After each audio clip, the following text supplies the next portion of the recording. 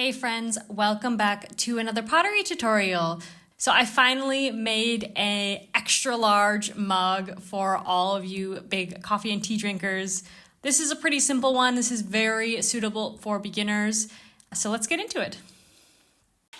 So first thing you need to do is piece together the two parts of C14. These parts just had to be printed separately because they're a little bit too big for one page of paper.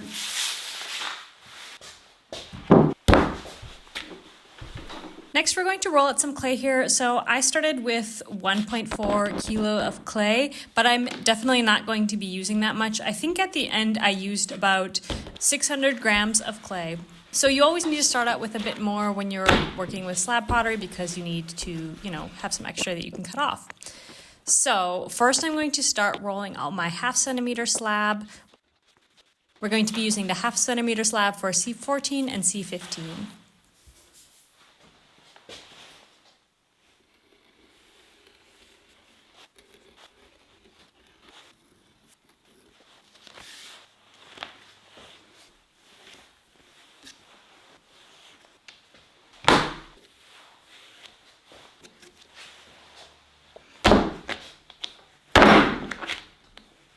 And then I'm going to use my scraps and I'm going to wedge them up really good again so that there's no air bubbles. And I'm going to roll those out at 1 centimeter. So this is for the handle. This is C16.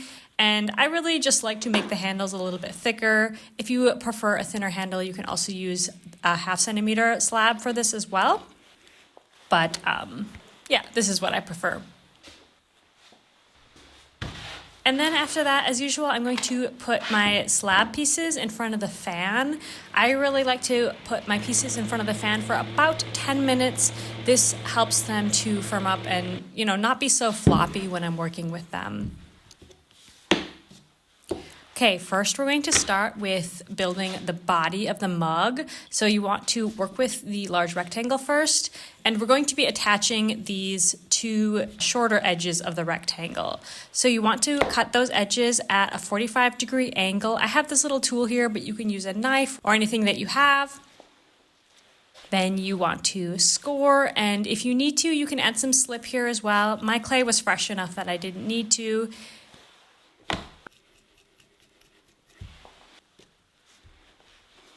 And I'm just going to overlap those two angled pieces and blend.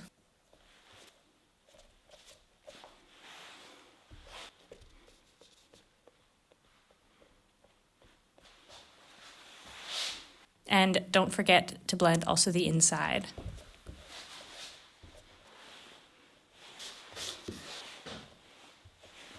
Once that's good to go, we're going to attach the bottom here. So as you'll notice, the bottom is a bit larger than it needs to be.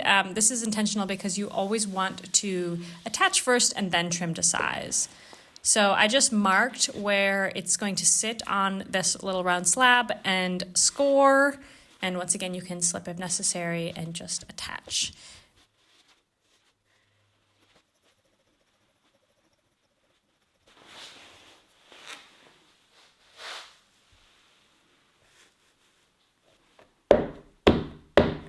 And this is how I like to attach bottoms.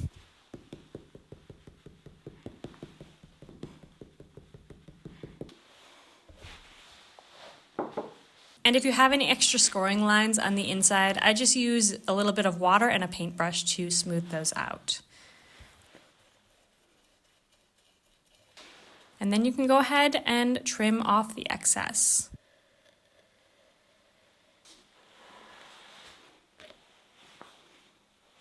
And blend, of course. This part needs a bit of blending.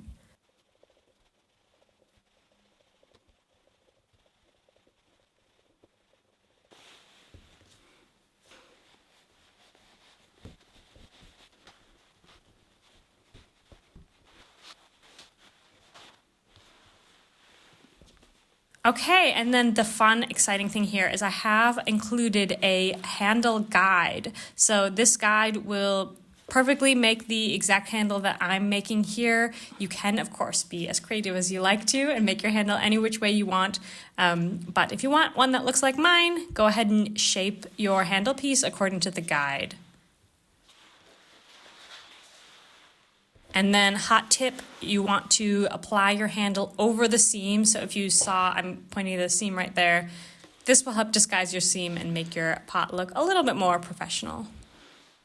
Then you'll want to mark where the two sides of the handle attach so that you can score that. So you want to score both sides as always. So we're going to score the body of the mug and the handle where they attach.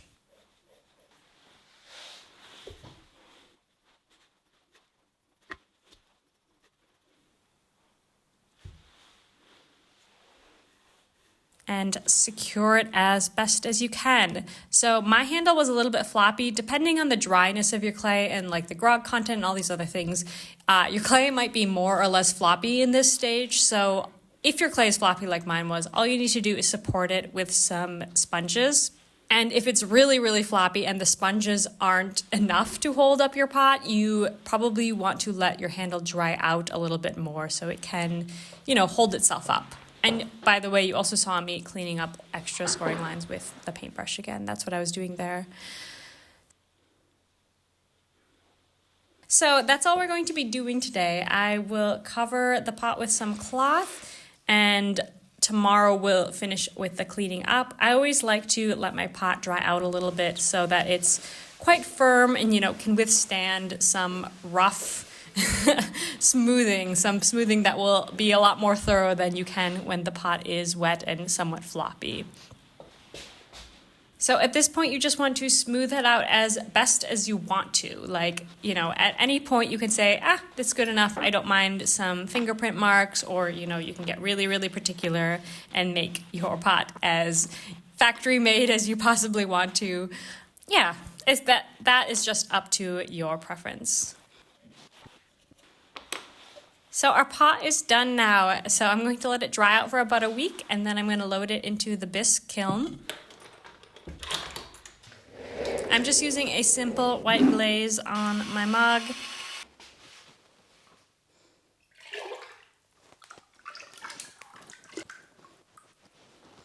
Wiping off the bottom so it doesn't stick to the kiln shelf, and then back into the kiln it goes.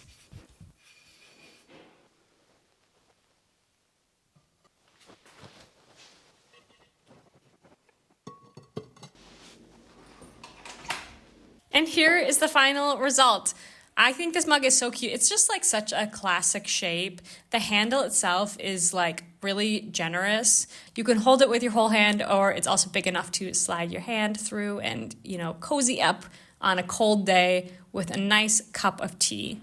Assuming that you print at 100% and your clay shrinks about 10%, this mug will fit about 450 milliliters. That's just shy of half a liter, and it sits at 11 centimeters tall. So this is a very generous mug for all of your cozy afternoons with the upcoming winter. I hope that you're in a cozy and warm spot. The template will be linked down below in the description, and I hope you have a wonderful day.